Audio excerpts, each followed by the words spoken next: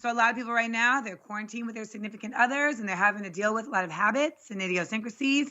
Video games are often associated with kids, but as it turns out, plenty of adults play them as well. We know that. And if you've ever wondered if your gaming habits are an issue to your partner, muscleandfitness.com asked 20 women if they cared if their boyfriend plays video games.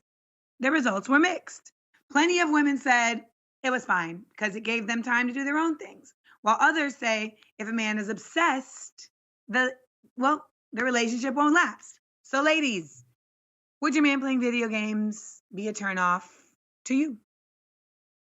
I think it would have to be a balance for me. Like, you can't play video games more than you pay attention to me. And there are guys out there that will literally play video games all day, and I couldn't get with that. I remember when I was dating Adam in the beginning, I said I wanted a man who had a toolbox because it showed me that, he can handle some things. And he had a bookshelf. Like, he has books on his shelf. So I know that he likes to read. And when you like to read, you like to, educate yourself. You know what I mean? So Adam doesn't really play video games, but I don't know. I believe there would have to be some type of balance. You can't live in that land. The young ones, if you date them young ones like I used to date, they like them video games. Woo, you can put juice box and an Xbox, they good to go. I like them young ones. God. He can be no, but it was one, right? He's 25 years old. I'll never forget. I was like in my 30s, right? He would play all day, all night, and it's just something that they do because they play, with each other, and they be in the little computer and all that talking and everything. So I told him, I said, dude, you're not making any money by doing this. Why don't you learn how to code, or why don't you learn how to design video games so you can make money while you're doing that because you love it so much. And so to this day, now he's a coder and he making money because he listened to me. Yeah. Mm-hmm. Hey. Give yourself an applause. I think I low-key created a monster. So here's what happened.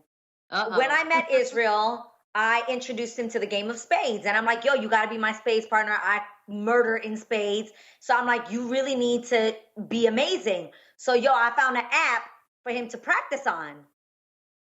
He's an amazing spades player at this point, and he's still practicing.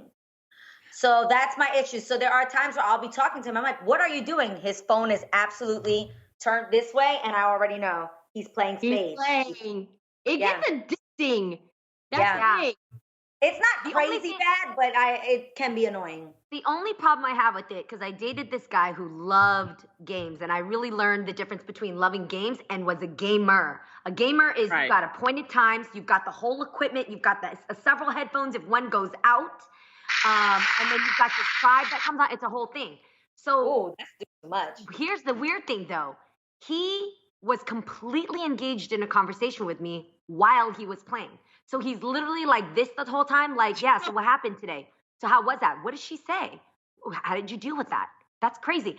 And even though I know his heart was there and he totally was like a cool dude and that was just something he did to kind of keep his mind going, I couldn't deal with the lack of eye contact and the chemistry. Like, you over here looking at that screen and I got dressed up for a date. Like, what is this, So I tried it I tried it for a few weeks because I was so fascinated by somebody being that focused. But no, fam, I can't do it. It's just not. There was no balance. I need this.